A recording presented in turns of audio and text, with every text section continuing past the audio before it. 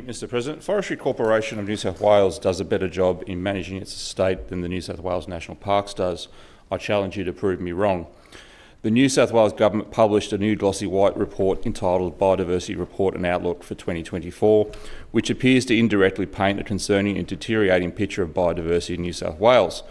What the report fails to declare to the discerning reader is that 88% of the land controlled by the New South Wales Government is maintained and controlled by New South Wales National Parks. If there is a fall in biodiversity, any investigation must start with the largest public landholder in this state.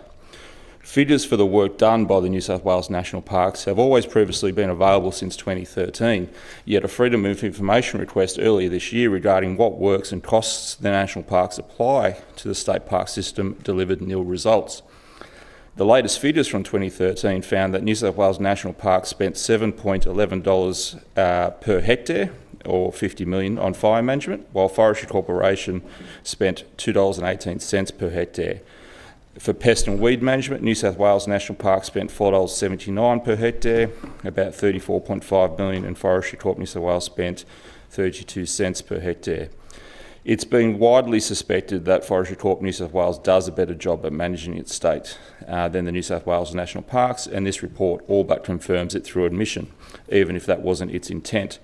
There's no mention of the biodiversity impact contained within the biodiversity report and what measures in New South Wales the biodiversity unit is undertaking with regards to the Department of Environment. If you go to the Commonwealth Biosecurity Risk website, you will see that imported timber actually represents a real danger to Australian native habitat. We already have myrtle rust in New South Wales, which has caused one flora species to become endangered. Again, there is no mention of this in the biodiversity report, yet the report writes endlessly about the loss of native habitats.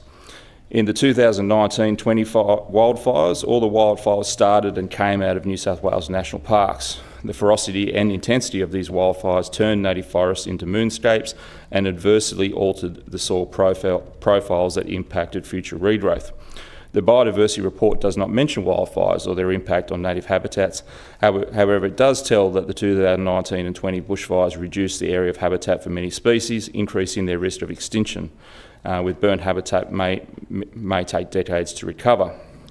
The report speaks of fire thresholds. Fire thresholds identify acceptable fire intervals for each of the 12 broad vegetation formations in New South Wales. So is the report actually stating wildfire is good for native habitat? We don't know. What really seems to be happening is that as more and more land is locked up, the extinction crisis is getting worse. If we genuinely want to improve biodiversity, we need to be honest and not hide inconvenient truths. And that starts with government honesty and transparency in their reports.